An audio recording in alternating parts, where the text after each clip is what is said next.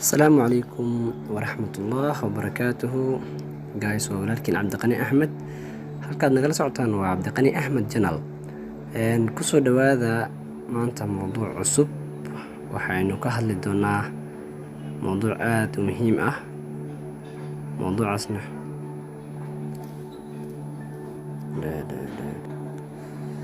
guys maanta waxaan doonaynaa inaan ka hadalno mowduuc xoogaa adiga iska yara muhiim ah.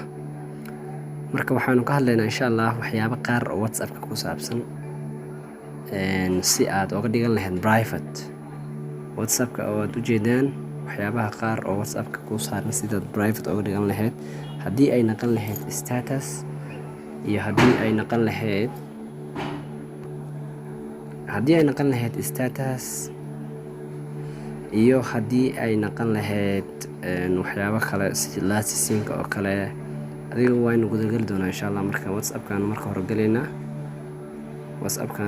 markaan WhatsApp-ka galno geestaasan taabanaynaa waxaanu galeynaa settingska markaanu galno waxaynu galeynaa account waxaynu kasii galeynaa privacy markaa soo galno saa u jeedaan meeshan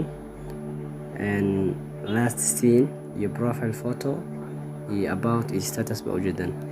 marka intan hadda waxa weeye last seen-ka oo kale xilliga ugu dambeysay WhatsApp-ka oo lagu arkay online ahead profile photo-ga sawirka WhatsApp ku saaran qofkii arki lahaa iyo waxa soo qortay about-kaaga iyo status-kaaga qofkii arki lahaa. haddii aad rabto tusaalahaan status-ka oo kale in oo dadka status-ka inaad dadka qaris haddii aad doonaysid ama dadka qaar kaliya inay arkaan aad u garaatid saddexdan option oo haysta. option-ka koowaad hadda my contacts dadkoo dhan baa wada arki kara. my contacts except markaa dhexdeedna waa kaasaa dad baad dooranaysaa markii dadkan oo kale hadda aniga saan dhaho dadkan oo kaleeto hadda calaamadaha aan saaray statuskayga ma arki karaan tigtaas saaraya waa kaasaa my contacts except dadka hadda calaamada aan soo marsiiyey markii laga reebo inta kale way arki karaan. intan waxa weeye only share with kaliya waxaa la shargalaysaa dadkan okay dadka kaliya ugu talagashay inaad ogaato inay arkaan ayaa tig saaranaysaa kadibna waa kaasaa sidaa baa leedahay. haddana saddexdaas qodob ayaa isticmaali kartaa marka status rabtid statuskaaga dadka qaar inay arkaan haddaad doonaysid.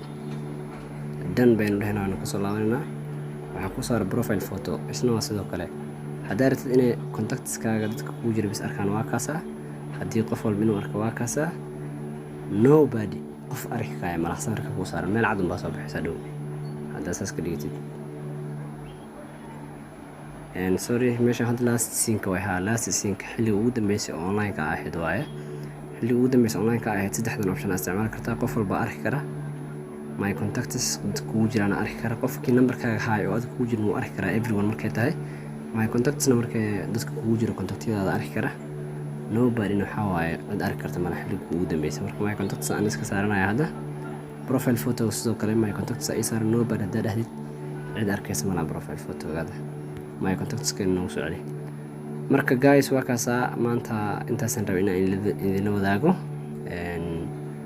fiidiyoda noocan oo kale insha Allah waan soo badin doonaa. fadlan haddii aad fiidiyowan ka heshay oo uu ku cajab geliyay like-ta ha ka ilaabin share-ta ha ka ilaabin channel-kan sidoo kale subscribe saar.